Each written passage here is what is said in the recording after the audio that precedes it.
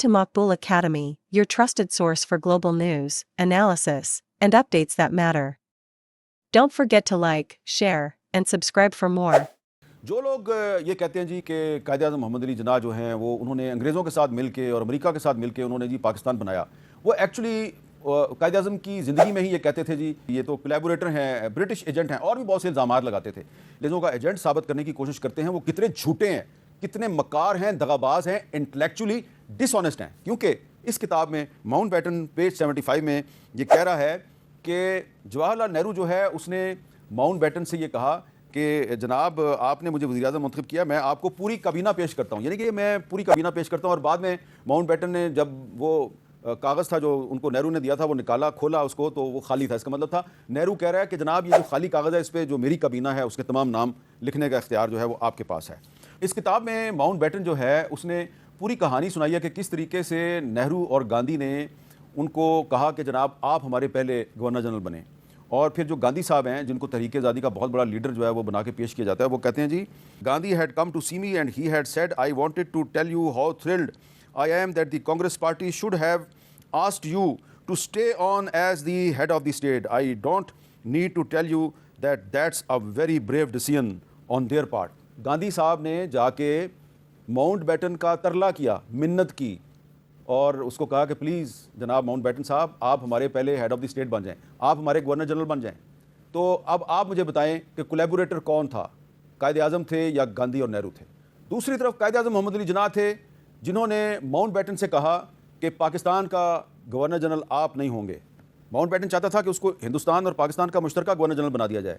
قائد اعظم نے کہا کہ نہیں، ہم آپ کو اپنا گورنر جنرل نہیں بنائیں گے، بلکہ قائد اعظم نے اس کو کہا کہ پاکستان کا پہلا گورنر جنرل جو ہے وہ میں خود بن جاؤں گا. اور پھر جو 15 اگست کا جو اصل بھانڈا ہے وہ بھارت کے ایک سابق وزیر خارجہ اور وزیر دفاع جسونت سنگھ صاحب نے اپنی کتاب میں پھوڑا ہے، اور یہ ہے ان کی کتاب، اور کتاب کا نام ہے جناح انڈیا پارٹیشن انڈیپینڈنس. اس کتاب میں صفحہ 465 پہ 465 پہ جسونت سنگھ صاحب جو ہیں انہوں نے یہ بتایا ہے کہ 15 اگست کو یوم آزادی قرار دینے پر ماؤنٹ بیٹن کے خیالات شرمناک ہیں. یہ جاپان کے سرنڈر کا دن تھا، اس کا ہندوستان سے کیا لینا دینا تھا؟ اور پھر آگے چل کے صفحہ 466 پر جسونت سنگھ صاحب لکھتے ہیں کہ ماؤنٹ بیٹن نے 15 اگست کی رات امریکی عوام کے نام ایک پیغام نشر کیا اور امریکہ کو جاپان کے خلاف اتحادی فوجوں کی فتح کی مبارکباد دی، کیونکہ دوسری جنگ عظیم میں جاپان نے سنگاپور میں اتحادی فوج کے کمانڈر ماؤنٹ بیٹن کے سامنے سرنڈر کیا تھا.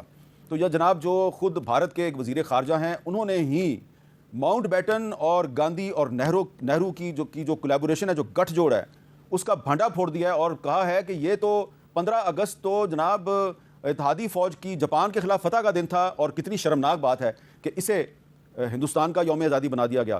ایک اور انڈین آتھر ہیں اور ہسٹورین ہیں دنکر جوشی، ان کی کتاب ہے دی مین بیہائنڈ دی کرٹن، اور کتاب کا ٹائٹل جو ہے اس پہ قائد اعظم کی تصویر ہے. یہ ہے جی کتاب دی مین بیہائنڈ دا کرٹن. اور اس کتاب میں جوشی صاحب نے لکھا ہے کہ جو برٹش پرائم منسٹر تھے ایٹلی، انہوں نے جناح اور نہرو کو لندن بلایا تاکہ دونوں ساتھ مل کے چلیں. ایٹلی کی کوشش تھی کہ پاکستان نہ بنے اور انڈیا جو ہے وہ تقسیم نہ ہو، لیکن قائد اعظم محمد علی جناح نے کوئی نہرو کے ساتھ سودے بازی کرنے سے انکار کر دیا.